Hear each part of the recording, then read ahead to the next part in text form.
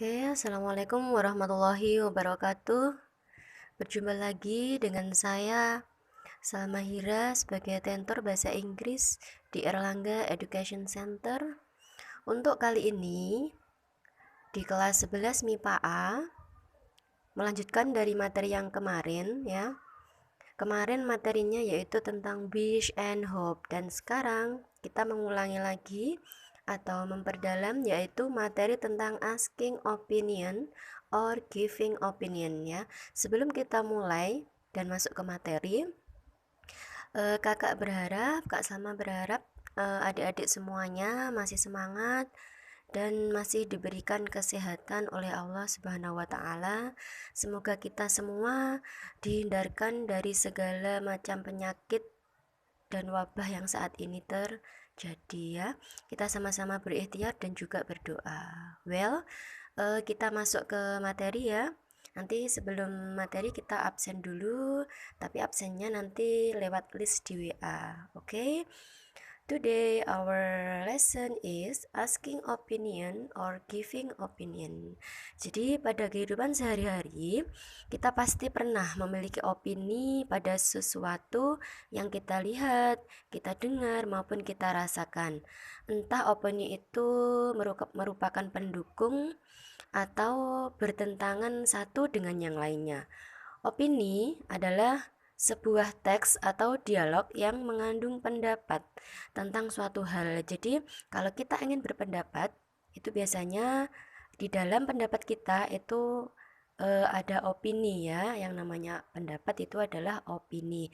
Biasanya opini satu sama lain itu berbeda atau bertentangan.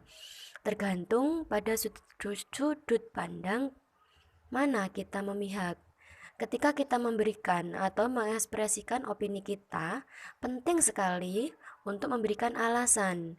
Jadi setiap kita punya opini, itu kita harus punya alasan. Jangan asal ikut-ikutan opini ya. Jangan asal ikut-ikutan berpendapat cuma kita tidak punya alasan. Jadi harus punya alasan setiap kita mau berpendapat. Dan kata kerja yang biasanya digunakan dalam opini adalah agree, yang artinya setuju. Kemudian ada lagi believe, yang artinya percaya. Reckon, memperhitungkan. Ada lagi doubt, meragukan. Assume, berasumsi. Don't agree, tidak setuju. Dan yang sering kita pakai adalah think, rasa atau pikir. Misal kamu pengen bilang, menurutku kamu itu cantik. Nah, itu yang sering kita gunakan adalah I think you are very beautiful. Kan gitu ya yang sering kita gunakan. Nah, langsung itu pembukaan ya. Sekarang kita masuk ke kata-kata yang sering dipakai untuk asking opinion or giving opinion. Nah, di sini ada in my opinion, kemudian ada I think, what I mean is bla bla bla. Personally, I think bla bla bla. In my experience, bla bla bla. According to me, bla bla bla. I strongly believe that, bla bla bla, and so on ya. Dilihat dulu ada as far as I am concerned. Ada lagi from my point of view, bla bla bla. Jadi dari sudut pandangku, menurutku, bla bla bla, begitu. Kemudian as I understand that, biasanya ada tambahan that-nya di sini. Kemudian ada as I see it. Nah, seperti yang kulihat, menurutku. Nah, seperti itu. Ini I reckon, ini harusnya adalah huruf M ya. Ini bukan M, N, tapi harusnya M. I reckon that bla bla bla. I'm compelled to say. And then by this I mean, to my mind, would like to point out that bla bla bla, and then in my humble opinion, bla bla bla. Okay, that's all the example of sentence that used to asking opinion. Jadi ini adalah contoh kata atau frasa yang biasa digunakan untuk minta pendapat atau memberikan pendapat. Oke, ini bagian satu. Kemudian kita lanjut ke bagian yang kedua, yaitu agreeing with opinion. Jadi, kalau kamu semuanya itu memberikan opini, pasti dari lawan bicara kamu itu memberikan respon. Nah, apakah mereka setuju? Ya, agreeing, apakah mereka setuju atau disagreeing? Kalau disagreeing itu mereka tidak setuju. Jadi, contohnya seperti ini. Misal kamu memberikan pendapat, kemudian lawan bicaramu itu setuju, maka mereka bisa menjawab dengan kata of course.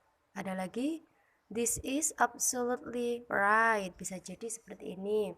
Kemudian bisa juga jawabnya I agree with this opinion. Nah, ini yang paling sering kita gunakan. Kemudian ada lagi I couldn't agree more. I agree with what you are saying. Ini lebih sopan ya. Kalimatnya agak lengkap. I agree, I never thought of that. Ini merendah ya. Neither do I, maksudnya ini begitu juga aku, begitu ya yang neither do I. Kemudian that's a good point. Ini sangat setuju karena menurut dia itu idenya sangat bagus. Good point. I think so too. Nah, aku juga berpikir seperti itu. Oke, nah ini adalah ungkapan kalau mereka lawan bicara kamu setuju. Nah, bagaimana kalau mereka tidak setuju? Apa yang mereka ucapkan? Nah, ini yang di bawahnya adalah ekspresi ketika lawan bicaramu atau kamu tidak setuju dengan suatu pendapat. Contohnya ada di sini ada I'm sorry, I don't agree with you. Nah, ini sering sekali kita pakai ya di kehidupan sehari-hari dalam berdialog bahasa Inggris. Jadi ciri khasnya adalah ada kata-kata I'm sorry. Selain I'm sorry apalagi ya? Ini ada juga I am not sure. I agree with you. Jadi aku sangat tidak setuju dengan kamu. Nah, ini harus disertai dengan alasan. Setuju atau tidak setuju, itu harus disertai alasan. Ada lagi, I don't agree with you. Nah, ini jelas, aku tidak setuju denganmu. Ada lagi, I am afraid I have to disagree with you. Aku takut atau ragu, jadi aku tidak setuju denganmu. I don't believe that. Tidak percaya. By this I mean, ini dia memberikan alasan kenapa kok nggak setuju. I disagree with you. I think you are wrong. Nah, ini langsung spontan menyalahkan. Di sini ada kata wrong.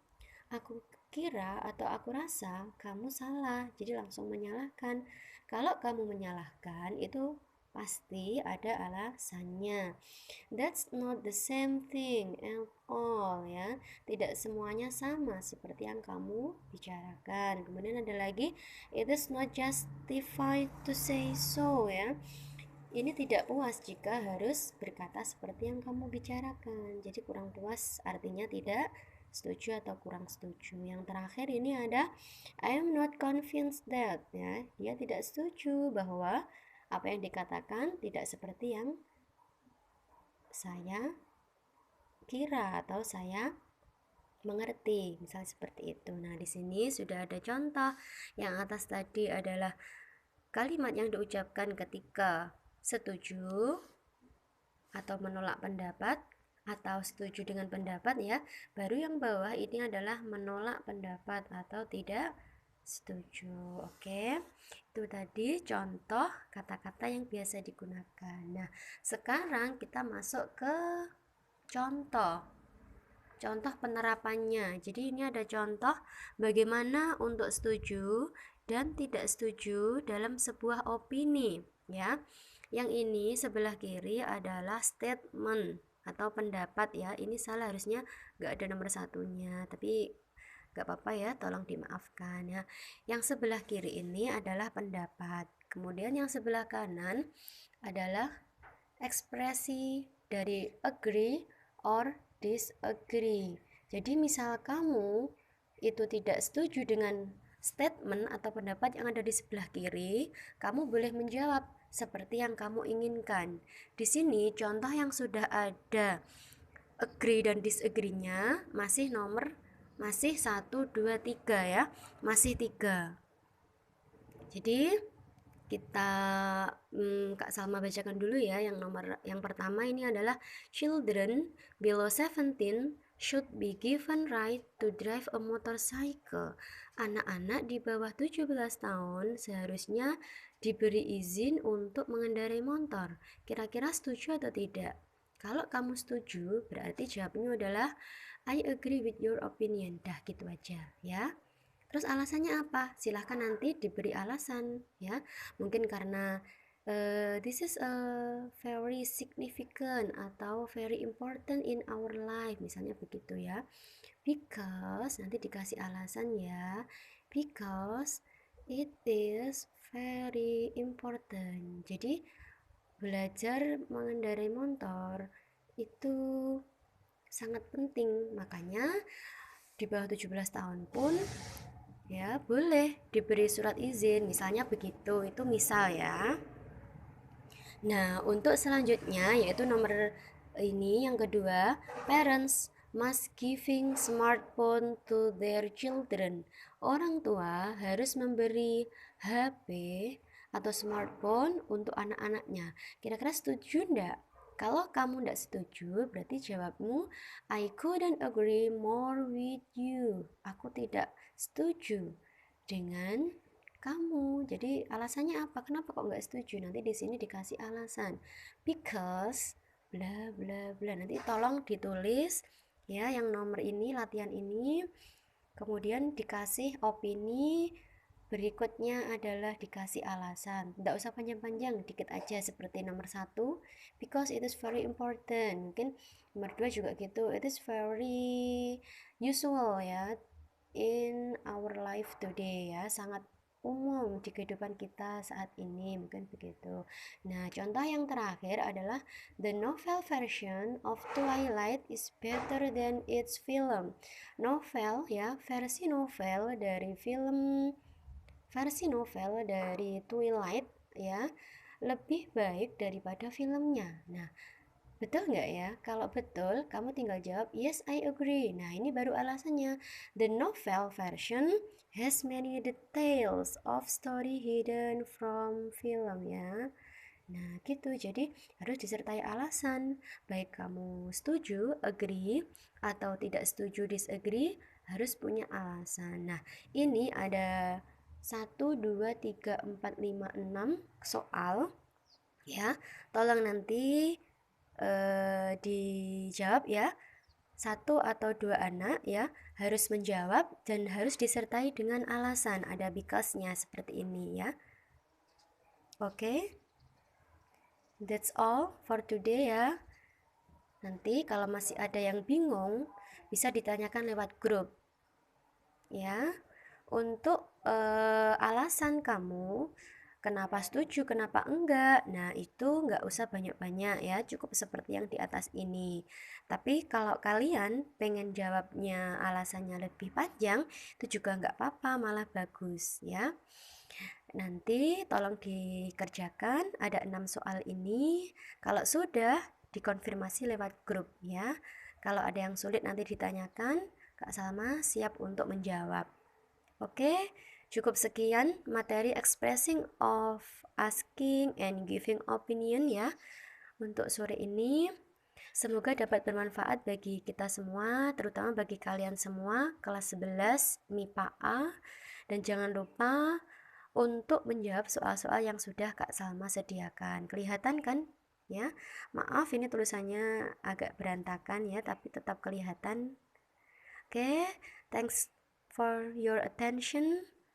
See you next time. Assalamualaikum warahmatullahi wabarakatuh. See ya.